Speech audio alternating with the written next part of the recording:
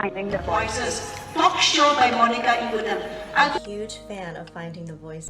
You're doing a great job for Manipur. Manipur bu prithivida masatak pa good positive voices and make those voices more visible. Wanted our voice to reach in all the corners of the world. Interesting people. When finding voices on People from our own place. Share positive stories and inspiring stories and bring out the good stories of Manipur.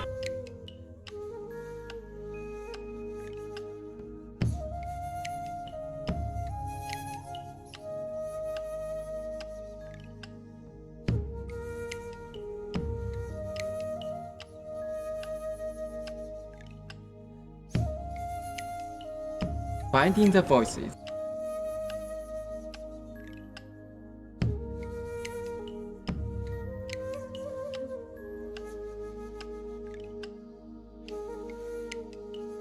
Welcome to Finding the Voices.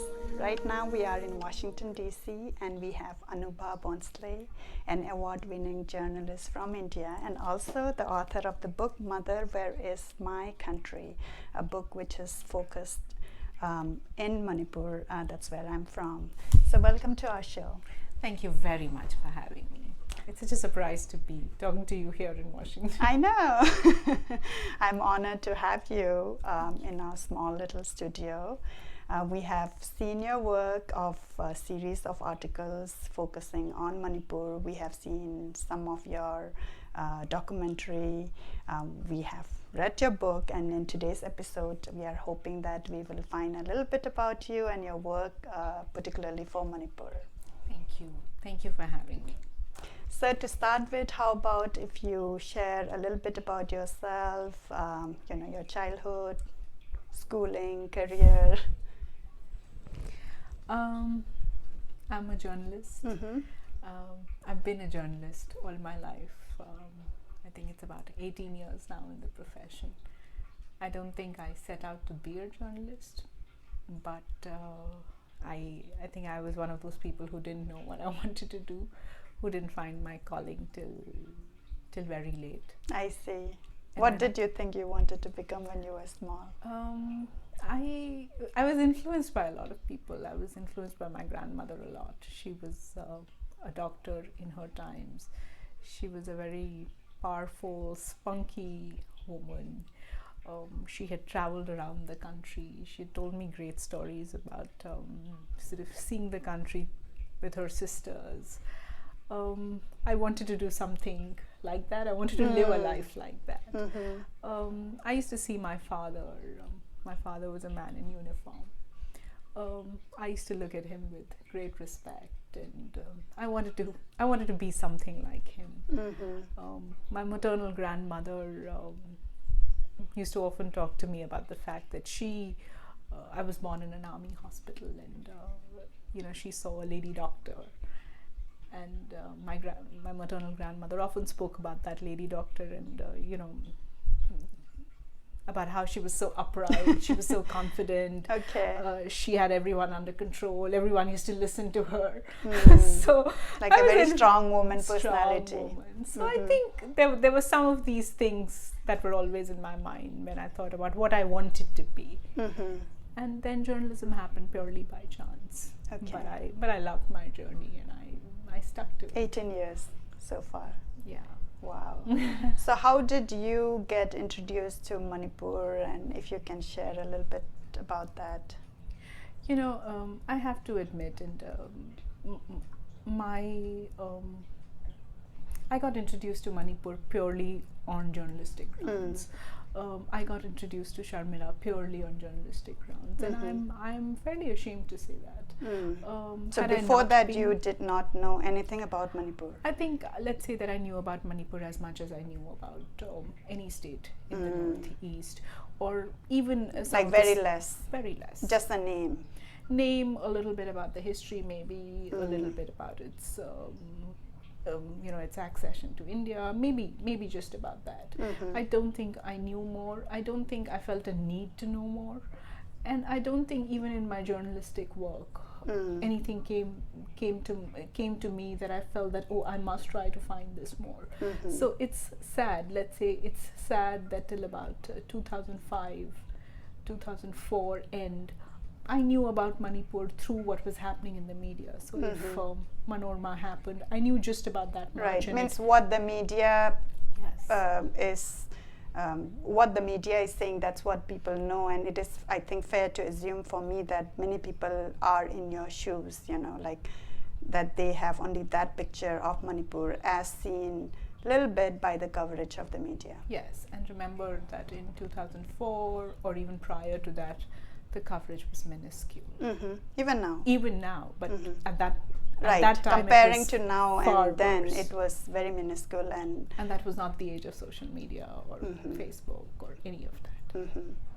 okay, so how did you like then change, you know, from that phase to now, wherein you know so much about Manipur, speak for Manipur? I think, as I said, I encountered Manipur purely on a journalistic exercise. One of the first stories that I think sort of stunned everyone was what happened in 2004, what happened as far as the protests were concerned. Then was a time that I started digging a little more. One of my first really prolonged assignments was in 2006 when Sharmila was brought to Delhi. And I had a chance to cover that, but Sharmila's stay was almost about 3 months or so, and she was again once quite like she was in Manipur, a prisoner for all practical purposes, but this time at a different hospital in Delhi, this time at the All India Institute of Medical Sciences. And I had a chance to sort of go undercover for all practical purposes and spend many days and many nights at that hospital, and I was really shaken as a journalist, but also as a person, as to why we didn't know more. Why did we not know more about the struggle? Why did we not cover the struggle more? And I remember that once Sharmila was sent, I think towards the end of December in 2006, because 2007 were the assembly elections in Manipur, I decided to go back. And I spent a little bit more time at that point in time in the context of the assembly elections, but also with what had happened 2 years before.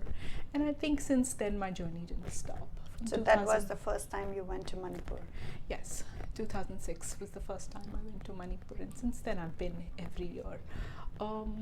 And initially I have to say that my scope and the perimeter of what I was looking for was just purely Sharmila, those around her, the struggle around her, what I was seeing as far as the manifestation of AFSPA was concerned on the ground. And that was how it began. But over the years I realized that this was like an onion peel situation. The more you dug, the more you realized that there was not just the cycle of violence and counter-violence. There was apathy, there was policy that actually perpetuated violence, there was policy that was mindless in some ways.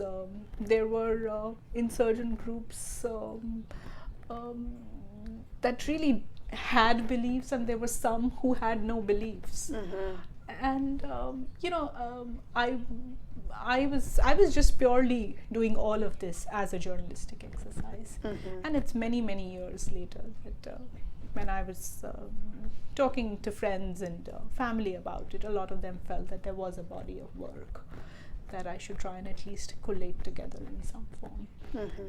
And I think the book only was an exercise in that at first, that I was trying to put together. So that's when you got into the idea of a book? Yeah, which was many years later.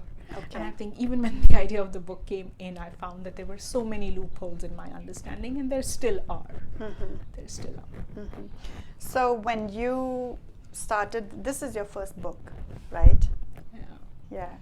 So why, was it only the exercise, or was it something more to it? Because it's your first book, so I just wanted to know why Manipur, why pick up a subject on this, and your thought process of actually compiling everything, doing a lot of research to come up with this book. I think a lot of people ask me that, why did you write this as your first book? What is the connection? Did you have a childhood experience? Did you have friends? Was your father posted there? The answer to all of that is no. You know, it's a bit like expecting only people from the region or from the area to write about the area. And yes, they bring in a great lived experience. They bring in a great sense of history. They bring in a great sense of what they face every day. But journalists have other tools. When a journalist approaches a book of this nature, and when I approached a book of this nature, I approached it with many other tools in my hand. I approached it with the fact that I had years of observation. I had kept copious notes all throughout my work in Manipur. I had a chance to see things close, and yet I had a chance to see things from a slight distance. I think journalists also, when I started writing the book, I think everyone asked me, is this a book about Sharmila? And I think I set out to, when the idea first came to me, I thought that this was a book about Sharmila. And yes, Sharmila is a thread that runs very, very strongly through this book. But I thought that a book about Manipur cannot be just a book about Sharmila. Sharmila can be at the center of that book, but the book is about Manipur. Manipur, again, as the geographical boundaries stand today, and everyone who is a part of Manipur. And the pulls and pressures are very, very different. And I think as someone, and I'm sure there are, you know, the thing about any book is, or the thing about anyone who's trying to write a book is that there are many, many ways to write a book. There are many, many stories to tell. For every story that you choose, you leave 5 stories. Or for every story that sort of, you know, comes to you and that you are able to put in the book, there are many stories that you can't stitch together. And that is the pitfall of any book. But I think one of the things that I constantly sort of encounter, and I don't encounter it as criticism of any nature, is, you know, we should write a book. And of course, anyone who's interested, anyone who has a story to tell, anyone who wants to tell their story should write a book. This book is a work of passion, but this book is also a journalistic exercise. This book has used every tool that a journalist should use. This book has a great amount of research, very intimate. Right, I saw that, and if you don't mind, I would like to pick up one or two and ask about your research, because what I saw was, I really appreciated the in-depth research you did, and some of the things, even though I am a native of Manipur, I did not know, or it did not come very strongly out in the media. So one of the things what you had written, I had marked it, though I don't like to fold pages. That's okay.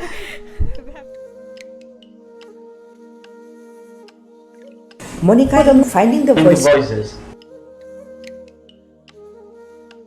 Finding the voices. Finding the voice.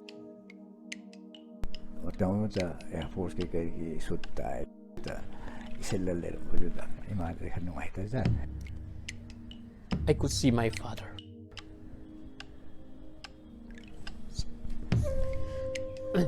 Who came to meet my headmaster because he was unable to pay the fee.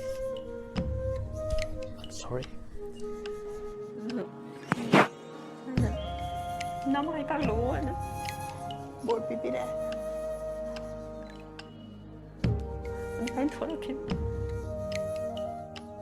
Because we need such story for people to have faith in the government, in the system, that yes, it's working. Let's bring peace in our home state, Manipur. Who have got the job without bribery, they will do justice to their job, and they will help raise the standard of Manipur.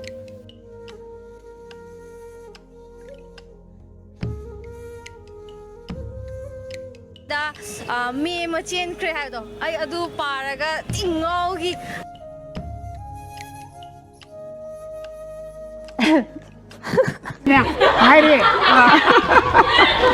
Adivine, Raccoon.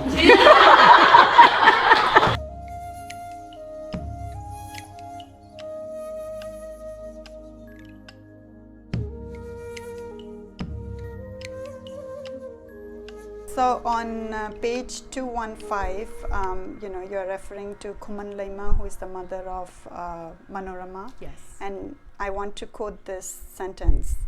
But now I regret that I didn't get the body back and perform the rituals. So that was very strongly, written, and I think your book had many parts, and also this, which showed other aspect, which people don't talk about. So I wanted you to share about your research and, a little bit in focusing about this quote. I have to say one thing as you pick out this book. The fact is that I started working on this book, let's say from 2006. And I never sought to write a book in 2006. But every year that I went back, I made it a point to meet all the people that I had met. Right. And more.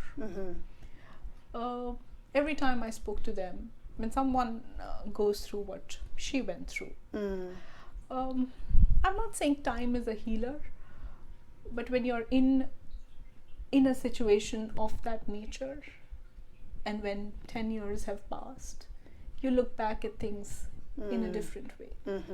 I think, to my mind, one of the strengths of this book is that this book allowed people to think. What Sharmila thought in 2006 is not what Sharmila thought in 2016.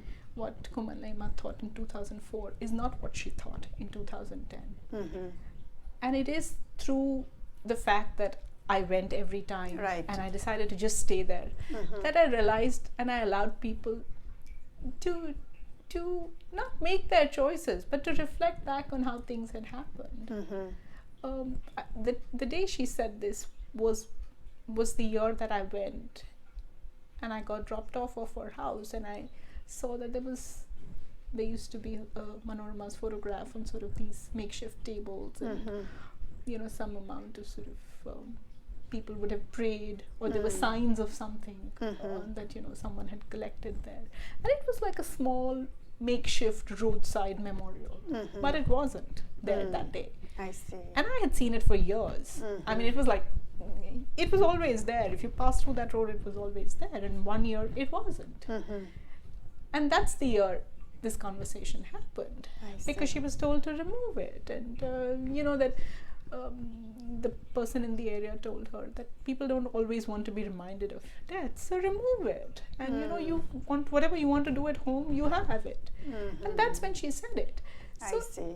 Things change. The impact of a loss stays with people in different ways and manifests itself in different ways as the years pass. The media attention happens when the incident happens, but the full impact of it is much, much later. And this statement is a statement that's born out of that sentiment. That I mean, she had nothing. She had not even a memorial left now. Right. And she did what the people and the flow happened at that point of time. And the reason why I'm bringing this up is, as you know, in Manipur we have seen all different kind of protests, and like holding bodies as a protest, lot of things which deals with human emotions. So I think it was very important that you brought out over the year how the person who have been affected directly could change their thinking in yes. And I don't think she looked back at that time and she regretted it completely. But I think today she felt differently about it. Today she had nothing to hold that memory too closely. So many years down the line, the decisions that she took in 2004 don't hold true for her. And I think a book and society at large should allow people that space. Right. Thank you for sharing that. So I did see that, there across the book there are a lot of details, as you have said, and the research which you have gone through over the age. And then there's another one. I promise I won't reveal all the content, so that our viewer have to go and buy the book and read. So I have always been very, very fascinated about M.K. Binodini, and there were some contexts which again was new, wherein you mentioned that she was the muse, and also about her being in several of the art, Yes. Often nude. So I found that very interesting. If you can share a little bit about that part of the research. So that's actually something that I didn't encounter in Manipur, but I encountered it through Imashi's sons, who asked me to go and see an exhibition of Ram Kinkar Bej that was happening, and a retrospective that was happening, and a movie screening that was happening, a documentary screening that was happening. And I because I myself have never seen those paintings, so I was like, oh, after reading your book I got very interested, and I'm like, oh, I should do some research on this painter and look into his work. Yes, Ram Kinkar Bej. So I encountered it in Delhi, but of course the first pointer came to it through my conversations with Imashi's So you sons. did, like, after that you did research. I and didn't you want to went see and it. I was inquisitive. I wanted to see who this woman was, and in a lot of my conversations, Imashi's sons and those in the area, spoke about her with sort of this glitter in their eye. Yeah. But again, like, she reminded me of how my grandmother used to talk about the doctor, like, strong, that even when she would sit and go, there was so much poise and elegance to her. Later I was to know that she used to smoke a cigarette. I know. So I thought mentioning all that is very important, because sometimes I think, especially in Manipur, in our society, when we admire somebody or portray somebody, like, they don't want to mention like smoking or things like that. So I felt this book would let the readers look into the person as a whole, and accept and see that, oh, this was done, and this is done, and we are human beings. So yeah, there were some translations that were available to me through Imashi's sons, and they'd held an anniversary. Her death anniversary was sort of commemorated by calling Amitav Ghosh and releasing some of the translations, and I had a chance to read some of those translations, there was she was a woman far ahead of her time. She was writing on subjects that were so complex and closet and bold during her time, like you mentioned about her early work and things like that. I was like, oh, I didn't know that. So but there was a lot of work in Manipur that had been done, and I had a chance to meet some people. I think in that particular chapter I mentioned a little bit of people who had read her work, had translated her work, and the thing was that I felt compelled to add it. I felt compelled to put it in the book, although sometimes you want to put many things and they don't sort of go with the structure of a book and stuff like that. But to my mind, I felt that this story was such a powerful story, and I wanted to know more. And I think it's my lacuna that I don't know the language so well, that I don't know the language at all, that I couldn't read through so much literature that was available only was not translated at all. So you read the translated ones? Yes, I read the translated ones. Okay. No, but this is great. So what has been the initial feedback, of people who have read the book, and just to get a sense, of what kind of response you got? So I think writing a book of this nature is a tough exercise. Especially in this day and age, it becomes an even tougher exercise. I think the feedback, one of the biggest feedback that I've got, purely in terms of numbers, is the feedback that says, God, I didn't know this. Yeah. I didn't know this. How can that be? I don't know this. And everyone today believes that because there's so much social media and there's sort of so much outrage on things that are outrage worthy, that how do we not know? Another very another feedback that I got from a lot of people was feedback that comes as soon as you say the word Afspa. That this is a book, this is an anti-national book, this is a book that's written written with that view in mind, and this is a book that talks one side. I think anyone who reads this book will realize that this is not a book that's written by one side. This is a book that has just tried to peel. I think there has been a lot of feedback from people within the state, and I appreciate that a lot. Many people who have read the book say that they see Manipur in this. You know, they see the images of Manipur so clearly. They see sort of the sights, the sounds, the smells of Manipur very, very closely. I think there has been some criticism as well in terms of not being representative enough. To my mind, and maybe I should have put that in the introduction of the book, I don't think I set out to write a book that was a Meitei book or a Naga book or a Kuki book. I couldn't have written that book. I don't have enough understanding of all of that. I was not trying to write a Meitei book or a Naga book or a book of violence that the Kukis faced. It is not a book that I was trying to write. It is those are not divisions that I wanted to perpetuate through my writing. And yes, I have written the stories that I felt strongly about. And also it's your journey, like, you know, what you have seen and encountered as part of your work, as you have indicated, you know, as part of your journalistic work. But on the hindsight, I feel that it may be criticism, but it's good because they're expecting you to explore their world and write more. I would take it that way. What do you think? Yeah, I mean, definitely we need more books, and I think books are a great tool for people to know about a place, culture. It could portray different level. So yeah.